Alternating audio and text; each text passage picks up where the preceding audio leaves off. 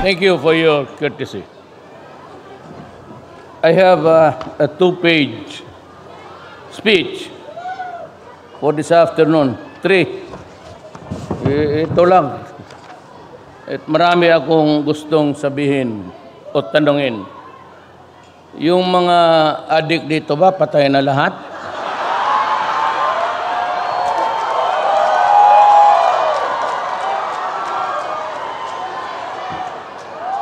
Kasi po ang utos ko kay Secretary Duque na pag ang nagsaksakan, nagbarilan, puro adik, wag nang tanggapin. Tapon mo na lang dyan sa daan. Kung saan.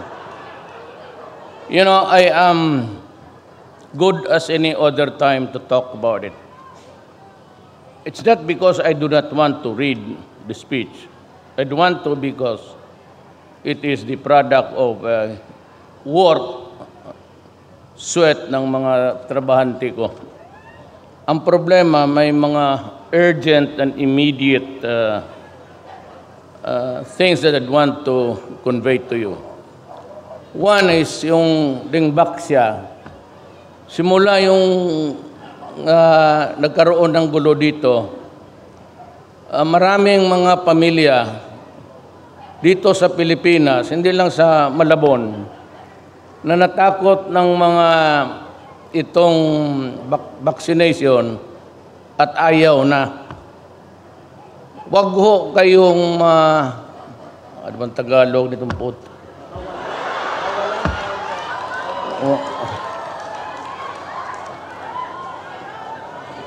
Do not be lulled and be complacent about it kasi ang sanggol talaga kailangan. Yung Dingbaksya lang, kung ayaw ninyo, okay lang. But lahat ng anak ninyo, hindi naman tayo nagkulang sa bakuna, because it is good and it is for the health of the person. Nung maliit pa hanggang lumaki. Huwag lang ninyo haluan ng droga ang katawan ninyo kasi tapos talaga kayo. Na, you know, shabu shrinks the gray matter between the ears. Yung brain ninyo liliit. At pag liliit na yan, wala ka ng silbi sa what's the word for katilingban sa Bisaya? Ano ba? Lipunan. Mag-aral nga kayo ng Bisaya, putar.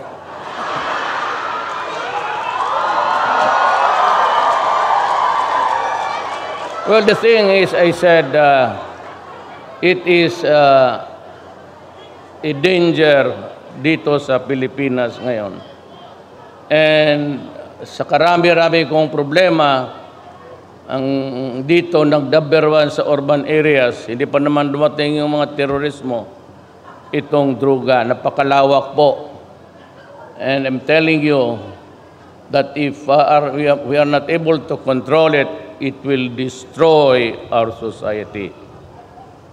And we would not be able to preserve, you know, the long and short of my oath of office and everybody's else's dito sa nakaupo ngayon o nandito. Our job, sila mga sundalo, lahat, is to preserve the nation and protect the people. That's why we are fighting the rebellion. Because we would like to maintain isang bayan. And it will be so. And we will be ready to fight anybody. Ang isa ho dito, nung, the vignettes of life. When I became mayor in 1988, 23 years po ako naging mayor ng Davao. Tuloy-tuloy po ako. Hindi ako nagyayabang. Just by way of telling you the narratives of my life in relation to drugs. Pati yung criminality. Sabi ko nung na-mayor ako, I will build a comfortable city for everybody. Do not destroy my city because I will kill you. And do not destroy our daughters and our sons. Kasi yan lang ho ang asset namin. Kaming wala masyadong SM, wala naman kaming mega mall, except that when we grow old, at hindi naman lahat mayaman, at ilan lang ng sweldo natin, yung retirement, even if it comes to millions, it would not be enough if after retirement at 60, 65, you continue to live, and but by the time, sickly. So, yung mga anak namin ang magpapakain sa amin ng lugaw. Yun ang mga anak namin ang magbili ng medisina. Yung mga anak namin ang magtatrapo sa amin kung wala na kaming mabaho na kami sa isang kanto sa kwarto at wala ng ligo at slowly decaying and deteriorating until you die. Ang mga anak namin ang magpunta sa punerarya at maghanap ng pera. Ang mga anak namin, mga putang ina kayo, sige lang, hanap ng pera para mailibing kami, utang pa yan. Ngayon, kung patayin ninyo ang mga anak namin, kayong mga durugista, kayong mga tumaba at yumaman, kayo ang magbigay sa amin ng pera, pensyon. Kung masira itong aming lipunan, sino ho ang magdudusa? Ang Pilipino. Kaya, sinabi ko wag. Baski ilang araw ka na dyan, isang linggo, isang maabutan rin kita. Pagdating ng panahon sa harap ng Pilipino, ayan, karaming kamera. Oh. Putang ina mo, papatayin talaga kita.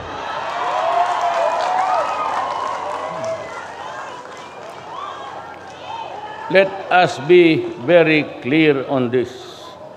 Some say that the presidency is a gift from God. Naniniwala ako. Kasi dito sa, I just campaigned. Hirap nga ako lumabas dito noong kampanya sa ang dami-daming tao.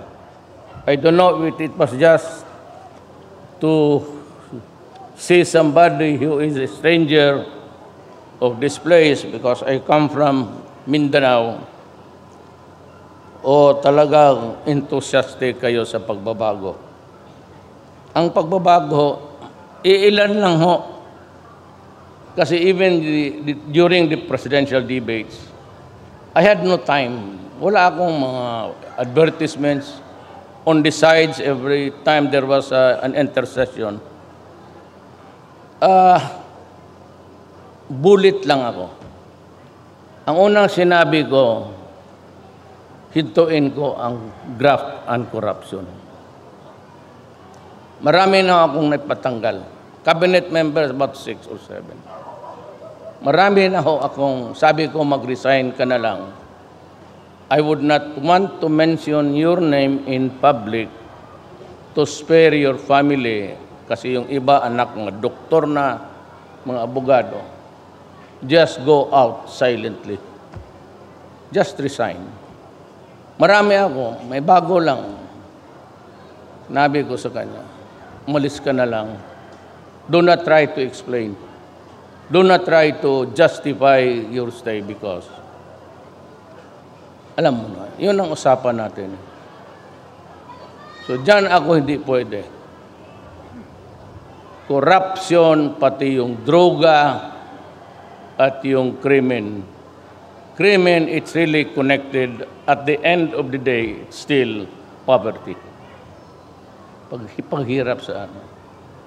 And you know, we could be a better country were it not for the fact that I am facing so many fronts. may hinaharap ako na mga drogista. Tinutulungan nila ng mga animal para sirain ang bayan. Sisirain ko kayo. Sisirain ko. Yung mga kidnapper, okay lang yan. Pagdating ng panahon, you're free to commit crimes, but if we happen to meet in one corner, then I'm sorry. Sabi ko, it's a gift from God. So what is my gift to you? My gift to you is my freedom. Kung sakaling sasabi talaga ako at kukulong, papasok ako sa kulungan para sa inyo. Yan lang ang matanda na po ako, hanggang tingin na lang ako sa mga, tapos na ako eh. Tapos na ako. Naabot ko na yung pinakamataas na posisyon.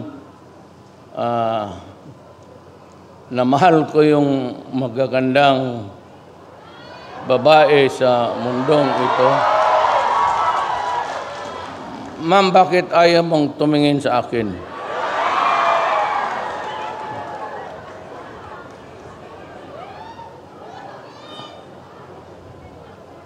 At may gusto akong tignan, kaya lang ang mata ninyo nakatingin sa mata ko eh. Kaya ako pag tignan ko siya, baka may ang asawa niya katabi niya putang. Madidisgrasya pa tayo. Yun lang naman. Ibog, ano yan sa Tagalog yung ibog?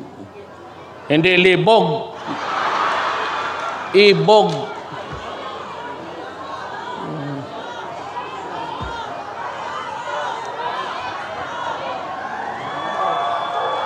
Yeah. Basta yung attracted ka sa beauty. Wala bang married couple dito yung sa dito muna tayo mag-umpisa sa nakatindig. Wala yung mga asawa ninyo? Wala kasi yan, mga TV ano yan eh. Pero tinitignan ko yan sa palagi. Cebu, Madabao, Sambuanga. Ma'am, bastos ito tignan. Ayaw ng mga babae, yung mga women's ayaw nila sa akin. Ang bastos daw talaga ako.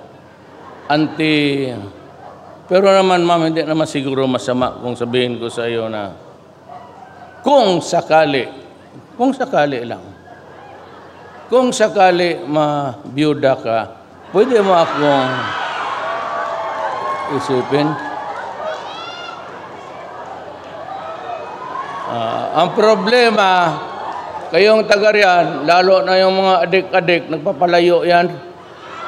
Hindi naman kayo malapit dito, so hindi nyo malaman gaano kaganda. Maganda siya. At kung dapat may reserba. Kung yung sakyan na truck may reserba, tao pa kaya?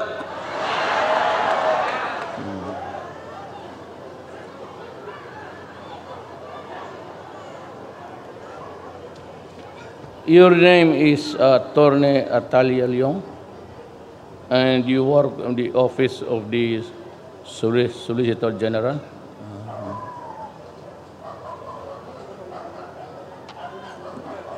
Your name is here. Maganda rin siya. Hindi lang ninyo makita. Now, seriously now, balik tayo dyan sa, okay, masyadong sige tawa. Kinig kayo ng, yan lang ang hiliin ko sa inyo. Avoid drugs. Avoid contaminating the youth. Hindi ko talaga matanggap. I cannot accept that my country deteriorated because of drugs during my time. Magkahiyaan tayo. Kaya the best way is just to stop. Total kayong may pera na milyonaryo na kayo, naliligo na kayo sa pera, pati yung mga mayor, yung wall ninyo sa bahay ninyo, biro mo sa full of its obscenity. Ang pera ng 500 ginawa ninyong wallpaper. Ang mga mayor, mga pulis, patayan ngayon sa Bacolod. Deputy ang namatay. Mayor, barangay captain, hindi talaga tayo magkaintindihan dyan. Maniwala kayo. I will never compromise on anything. Lumapit ka sa akin kung anong klaseng problema mo. Kung kaya kitang matulungan, wag na wag ang droga. Yan lang ano. Yung iba, ospital, dadating yan sa inyo. Ako, ang Davao City pinakahuli. Wala kaming project hanggang ngayon because I told the planners of government, unahin muna ninyo ang iba bago ang syudad ng Davao para walang masabi ang tao sa akin. As a matter of fact, you're from Davao, yung street ko, namatay na lang yung nanay ko sa kakahintay, sabi niya, Mayor ka naman, pwede mo bang ipasimento ito? Sabi ko, sige ma. Pero dinajamming ko lang kasi pinapauna ko talaga yung iba. And even yung mga repair na, unahin mo na muna ninyo. Hindi ako nagpapahiro. Wala akong, sabihin mo, nagpapalaki ng tinae dito. Alam mo lang tinae? Tuka. Yan lang ang totoo. Yan lang rin ang gusto ko. Ang mas mabuti sa akin, maubos pera natin sa ospital, pagkain, kaysa mapunta ng korupsyon, pumasok doon sa bulsa, di ubusin ko na yung pera. Kaya yung, if you are sick and you want a better, maybe, yung diagnosis ninyo o ano, yung PGH, diyan pinaka magagaling ng mga doktor natin, ng mga anak natin, ng mga bright. Most of them are from UP. Alam mo, ang budget niyan was something like yearly. But ilan ang budget ninyo noon, sir? Sa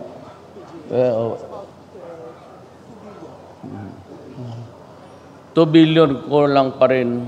So ang sinabi ko sa kanila, yung 2 billion ninyo, dagdagan ko yan ng 100 million. Tapos na po, pagkupo ko pa lang, kaya nandito ang pagko. I think General Pinili is here. General Pinili po ang may hawak ng pera sa pagko sa President ng sa PCSO rin. Contribute yan sila. I'm giving PGH, sabi ko 100 million a month. Pinabigay ko. Kaya kayo may mga cancer, kung ano-ano, pwede kayong pumunta doon. May pera para sa medisina.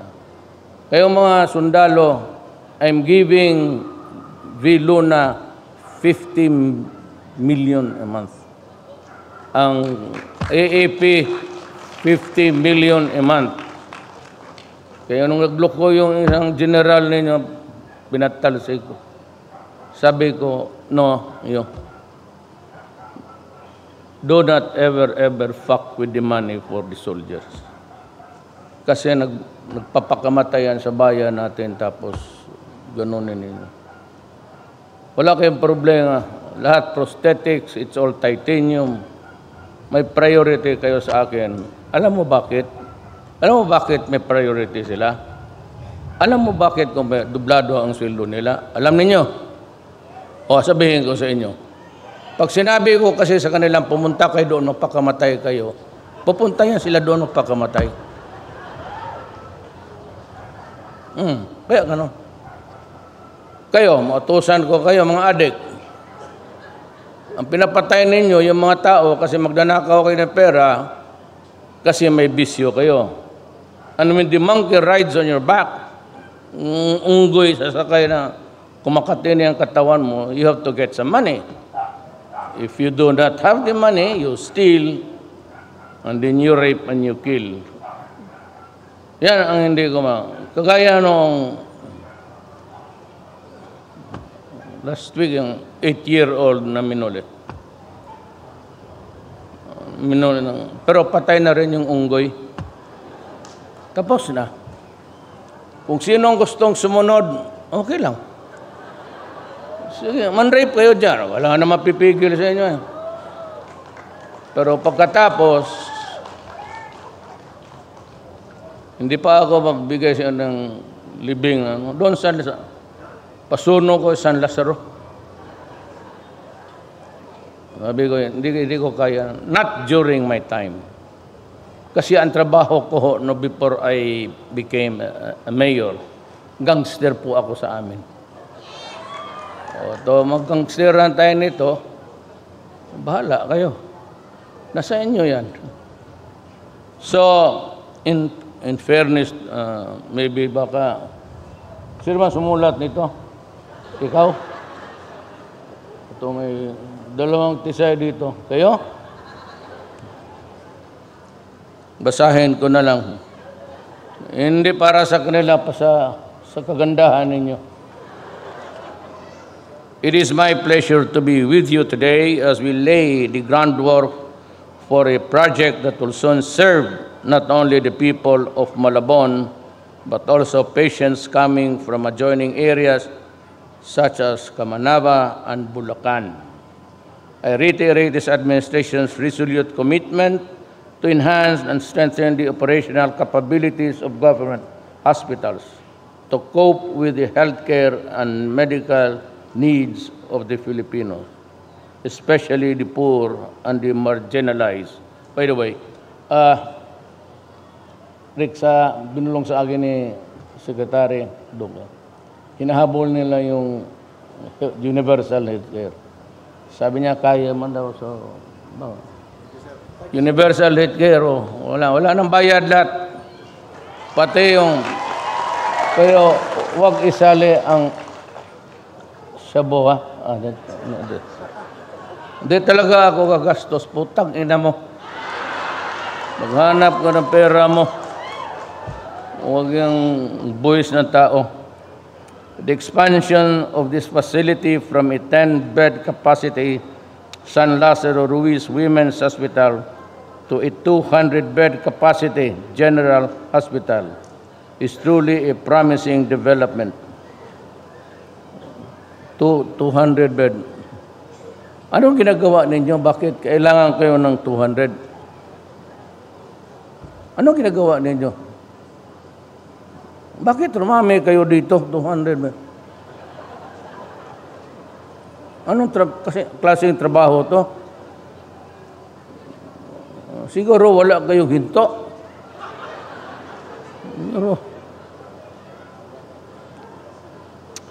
Alam mo, sa totoo lang, I'm not into a quarrel with the church. As far as I can remember, ako lang pati si Ramos ang talaga sana nag-push. But for the objections sa church, the Roman Catholic Church, na i-stymie ang program. Pero sa totoo lang, marami talaga tayo masyado. And I'd like to remind you that we can never be rice sufficient. Stop believing in the story of any government, any administration for that matter, that would succeed us. Na kung kami ganon, unless we're able to perfect the upland rice. Ngayon lang sa lupa natin, Mindanao is fertile land. Walang typhoon. Doon natin pwede itanim at makakain tayong lahat na Pilipino. Hindi dumadaan ang bagyo eh. Ang problema naman, maraming revolusyon. There is a revolution coming from those who are motivated by territoriality. Yung iba naman motivated by just yung Mindanao is a land of promise.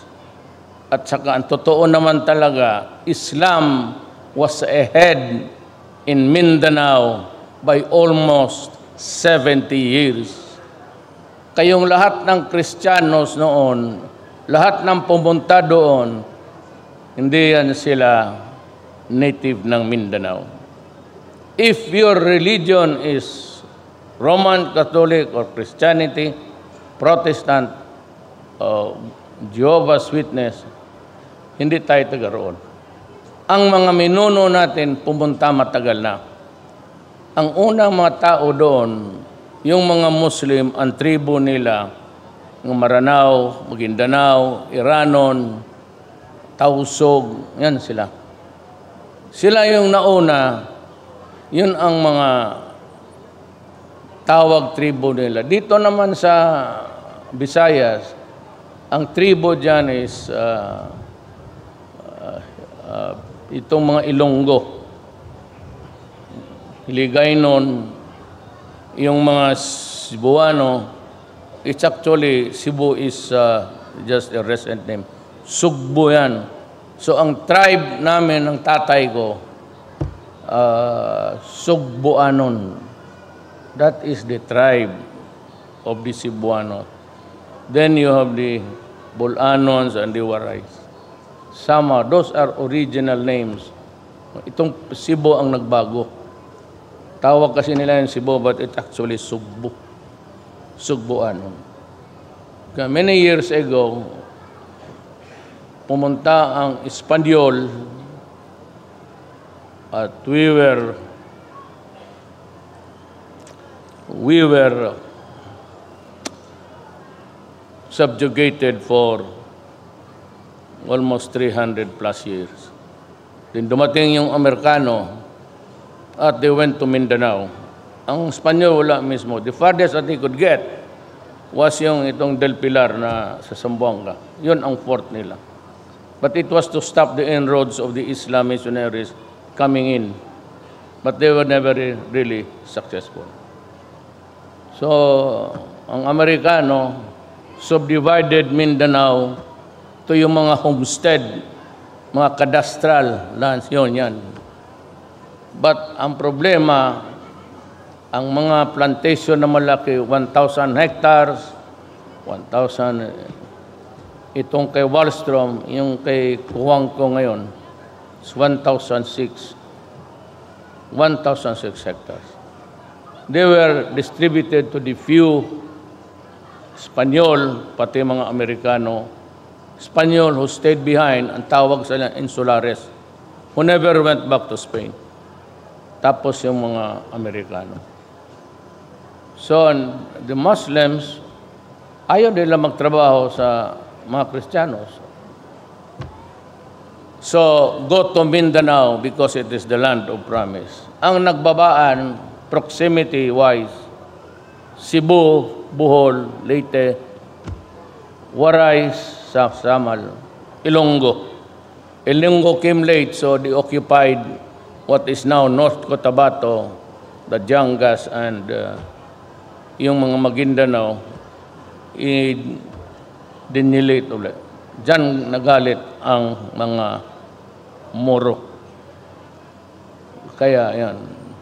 Some are territorial. Ang problema, pumasok ang influence ng ISIS ng Arab. Wala itong claim. Their only claim is that they go to heaven after killing infidels, which means to say, hindi Kristiyanos, pag nakapatay sila, they go to heaven, and the promise is 42 virgins naghintay sa kanila. Kung totoo yan, gusto ko na rin mauna. Kaya nandoon ako kahapon sa Leyte, sa Brazen.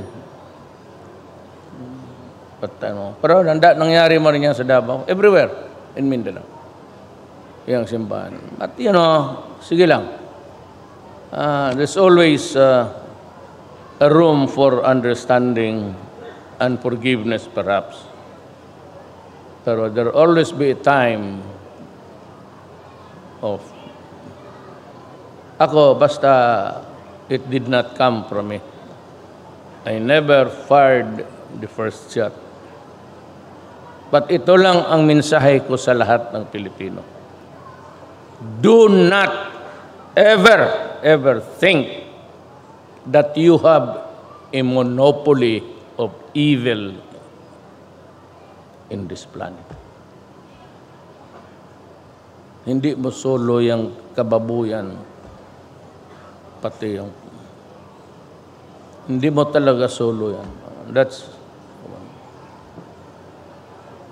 There will always be a time. Yung mga Kristiyanos, Ecclesiastes 3. There is always a season for everything under the sun.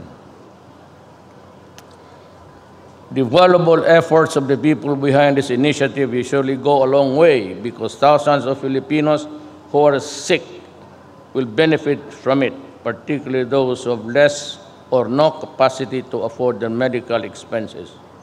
Well, I will guarantee you, nauunahin ko talaga yung medisina sa lahat. Yan ang pinakamahirap, yung makita ko yung putang inang, yung tao na dala ng reseta, hindi niya malaman kung saan niya kunin. But at least during my term, uubusin ko yung pera ng PAGCOR. Total, gambling yan. Kita ng gambling yan. Hindi, bubuhos ko doon. Meron kasi I will not state the amount, but I saw Andrea Domingo. Sabi niya, Mayor, may ako. And I was looking for money dito para sa binuhos ko dyan ng isang division na.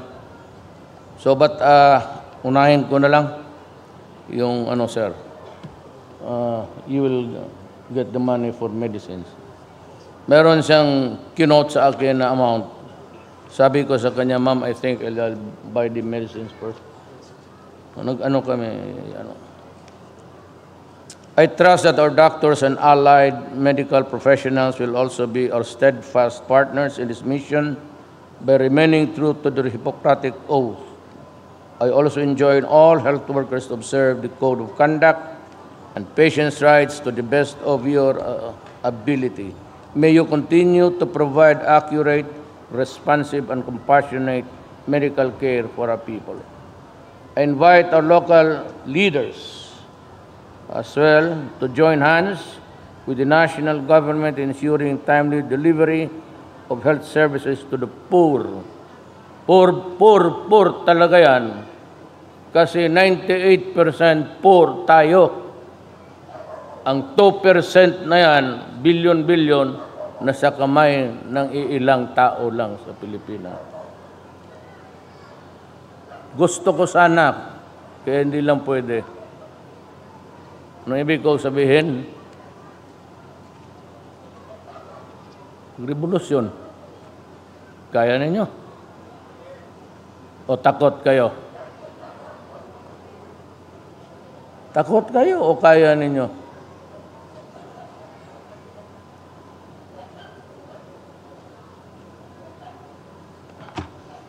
Together, let us make the Philippines a better nation, a country that empowers its citizens and a society that allows them to grow, prosper, and lead healthier and comfortable and productive life. Maraming salamat sa inyong lahat.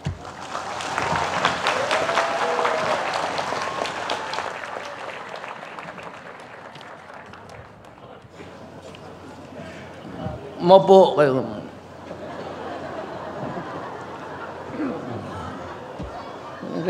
Madali ka. Sinabi sa inyo magkanta ako?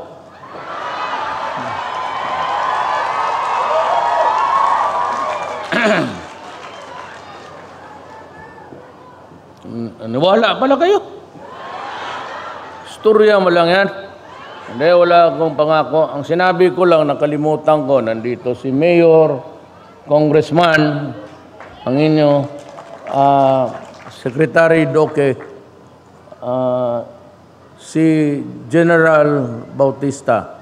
He used to be the Commanding General of the Army.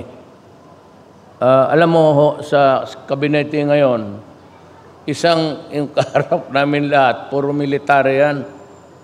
Tapos kami dito, mga civilian, ay without really being obnoxious about it. Actually, I do not mean to offend anybody. Alam mo kasi yung, matagal kasi ako sa gobyerno eh. Naging prosecutor ako. Was a trial prosecutor, ma'am, for almost 8 years. Tapos, matagal ako sa bureaucracy. Yan bang may utos ka, tapos karami pang didebatihin ka pa, sir, hindi pwede yan, ganon. I cannot, hindi ko, wala akong pasensya ng ganon. So, kinuha kong military, sabi ko, hindi naman ako mag-order sa inyo ng pabalabag. It's always be a legal order. Kaya nung kinuha ko, gaya nung Boracay, malinis na raw, hindi naman ako pumunta doon. Kasi maraming mga puti doon naliligo. Tapos sinatanggal yung bra. Magbili na rin ako ng malaking payong, upo na lang ako sa tabi. No, I just wanted, sa opening, hindi talaga ako pumunta. Kasi itong Pilipino talaga, lalo na itong mga kalaban, alam mo na, they do nothing, they have achieved nothing for the people really actually. Wala silang nagawa na, basta sabihin lang, nililinis ni Duterte yan kasi ibitihan niya sa mga in-check na, putang yan. Sabi ko, hintay lang kayo. Di natapos ang Boracay. Tapos, yung mga bantings, welcome, Mr. President, salamat po. Kaya ako hindi pumunta. Sinabi ko sa military, tanggalin mo yung... Diyan na pumunta. You do not have to adulation. Tapos na ako niyan. I would have been about 40 years in politics. Hindi naman ako nagyayabang. Tatay ko yung gobernador noon ng isang Davao pa. Kaya matagal ako, maliit pa ako hanggang tumanda na ako, naging lolo na lang ako. Nagkaroon na lang ako ng 2 asawa. 2 asawa ko. Gusto ko sana dagdagan pero kailan ba ito sila mabiyuda, oy? Kaya sabi nila, yung anlikod ng Boracay, yung likod mahal na yan. Alam mo kung ginawa mo, sabi nila, ibigay doon sa... Tinawag ko si Casticiones ng DAR, i-land reform mo, ibigay mo sa mga natives. Yeah. Yung lupa nila sa likod is already worth 1 million hectare. Sabi ko, enjoy na yan. You can either plant, well, any plant for that matter that's productive, or you can have it. Please. Binigay ko sa mga Aita. Inyo na yan. Kaya yan ang nangyari dyan sa Boracay na yan. Kung hindi ako napunta hanggang ngayon, unless yayain ako nung, pero may asawa naman yan siya. Married ka na, ma'am? Married ka? Hindi ba husband siya?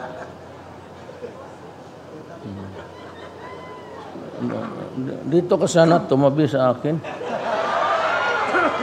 Hindi naman na dito. Nagbalik ako kasi I have to mention yung taong tumulong rin yan. Pagpasa si Senator JB. Si Harris ito. Kandidato ko rin siya. magpalakpak kayo. Hindi ito si Sir. Walang mangyari dyan.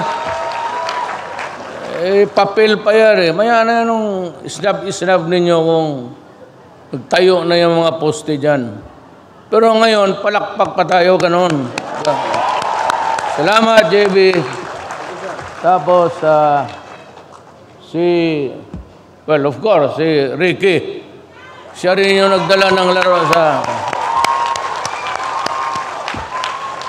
Tapos, si Jenny.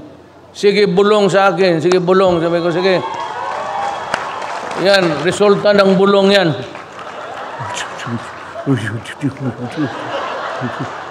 Bulong-bulungan lang.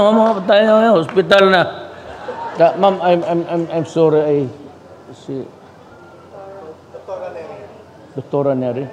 Taga yan ka? Ano, dito lang. Okay. Doktora. Ikaw yung ano dito. So kompleto na tayo. So, at least nakita ko na ang magandang mga babae, dalawa. Siya. Pati siya. Hala, saan na yung papel niya?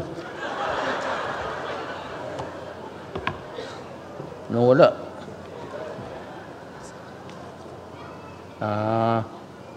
Attorney Atalial, yung office of the... Wala mang, hindi bale, kasi may asawa ka. Gusto ko sana yung, buski cellphone na lang.